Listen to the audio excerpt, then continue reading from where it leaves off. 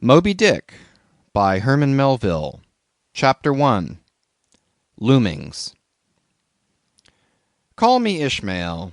Some years ago, never mind how long precisely, having little or no money in my purse and nothing particular to interest me on shore, I thought I would sail about a little and see the watery part of the world.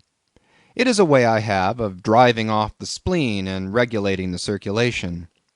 Whenever I find myself growing grim about the mouth, whenever it is a damp, drizzly November in my soul, whenever I find myself involuntarily pausing before coffin warehouses and bringing up the rear of every funeral I meet, and especially whenever my hypos get such an upper hand of me that it requires a strong moral principle to prevent me from deliberately stepping into the street and methodically knocking people's hats off, then I account it high time to get to sea as soon as I can.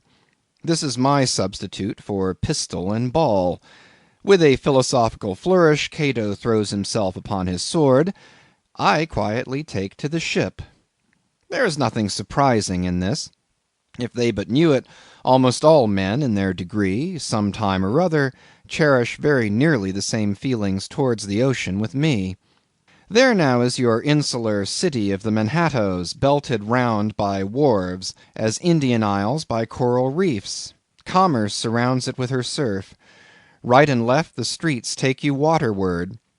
Its extreme downtown is the Battery, where that noble mole is washed by waves and cooled by breezes, which a few hours previous were out of sight of land.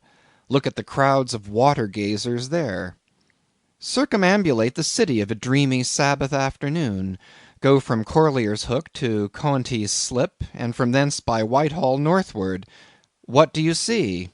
Posted like silent sentinels all around the town stand thousands upon thousands of mortal men fixed in ocean reveries, some leaning against the spiles, some seated upon the pierheads, some looking over the bulwarks of ships from China, some high aloft in the rigging, as if striving to get a still better seaward peep. But these are all landsmen, of weekdays pent up in lath and plaster, tied to counters, nailed to benches, clinched to desks. How then is this? Are the green fields gone? What do they here? But look, here come more crowds, pacing straight for the water, and seemingly bound for a dive. Strange! Nothing will content them but the extremest limit of the land. Loitering under the shady lee of yonder warehouses will not suffice. No, they must get just as nigh the water as they possibly can without falling in. And there they stand, miles of them, leagues. Inlanders all. They come from lanes and alleys, streets and avenues, north, east, south, and west. Yet here they all unite. Tell me, does the magnetic virtue of the needles of the compasses of all those ships attract them thither? Once more, say you are in the country, in some high land of lakes. Take almost any path you please, and 10 to 1 it carries you down in a dale, and leaves you there by a pool in the stream. There is magic in it.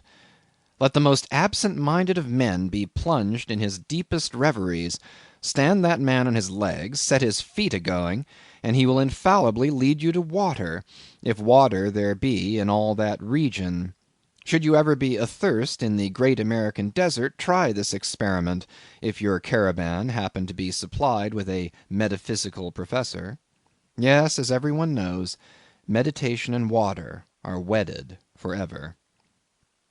But here is the artist. He desires to paint you the dreamiest, shadiest, quietest, most enchanting bit of romantic landscape in all the valley of the Saco. What is the chief element he employs? There stand his trees, each with a hollow trunk, as if a hermit and a crucifix were within.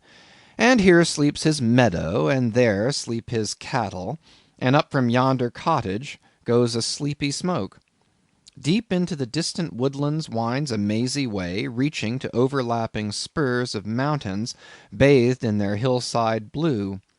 But though the picture lies thus tranced, and though this pine tree shakes down its sighs like leaves upon the shepherd's head, yet all were vain, unless the shepherd's eye were fixed upon the magic stream before him. Go visit the prairies in June, when for scores on scores of miles you wade knee-deep among tiger lilies. What is the one charm wanting? Water. There is not a drop of water there. Were Niagara but a cataract of sand, would you travel your 1,000 miles to see it? Why did the poor poet of Tennessee, upon suddenly receiving 2 handfuls of silver, deliberate whether to buy him a coat, which he sadly needed, or invest the money in a pedestrian trip to Rockaway Beach? Why is almost every robust healthy boy, with a robust healthy soul in him, at some time or other crazy to go to sea? Why, upon your first voyage as a passenger, did you yourself feel such a mystical vibration, when first told that you and your ship were now out of sight of land? Why did the old Persians hold the sea holy? Why did the Greeks give it a separate deity, and own brother of Jove? Surely all of this is not without meaning. And still deeper the meaning of that story of Narcissus, who, because he could not grasp the tormenting mild image he saw in the fountain, plunged into it and was drowned. But that same image we ourselves see in all rivers and oceans. It is the image of the ungraspable phantom of life, and this is the key to it all. Now when I say I am in the habit of going to sea whenever I begin to grow hazy about the eyes and begin to be over-conscious of my lungs, I do not mean to have it inferred that I ever go to sea as a passenger. For to go as a passenger you must needs have a purse, and a purse is but a rag unless you have something in it. Besides, passengers get seasick, grow quarrelsome, don't sleep of nights, do not enjoy themselves much as a general thing.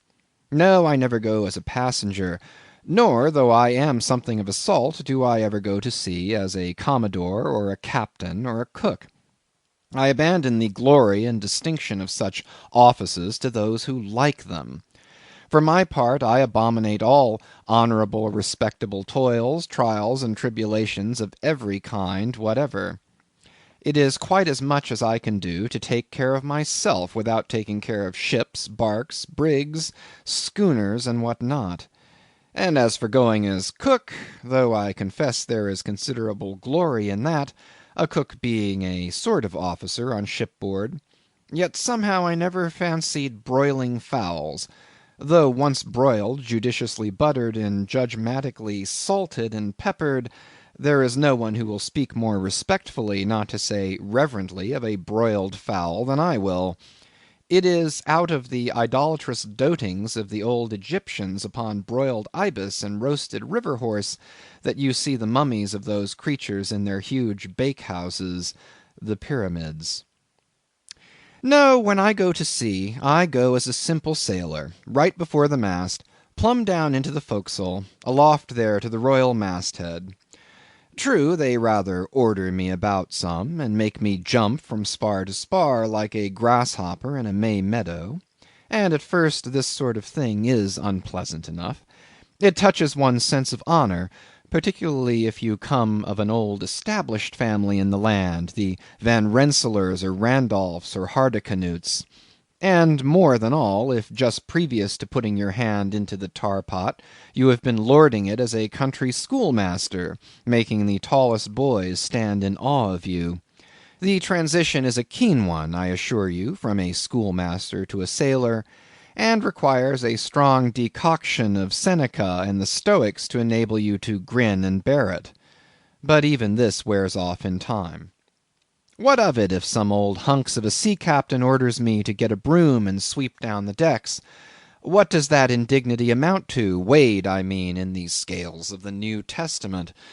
Do you think the archangel Gabriel thinks anything the less of me because I promptly and respectfully obey that old hunks in that particular instance? Who ain't a slave? Tell me that. Well then, however the old sea captains may order me about, however they may thump and punch me about, I have the satisfaction of knowing that it is all right; that everybody else is in one way or other served in much the same way, either in a physical or metaphysical point of view, that is. And so the universal thump is passed round, and all hands should rub each other's shoulder blades, and be content. Again, I always go to sea as a sailor because they make a point of paying me for my trouble, whereas they never pay passengers a single penny that I ever heard of.